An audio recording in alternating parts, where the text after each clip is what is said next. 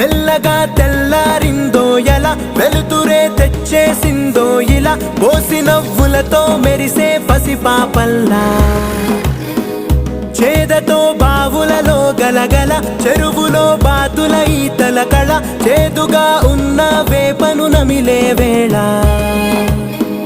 చుట్ట పొగ మంచుల్లో, చుట్టాల పిలుపుల్లో, మాటలే కలిపేస్తూ మనసారా మమతల్ని పండించి అందించు హృదయంలా.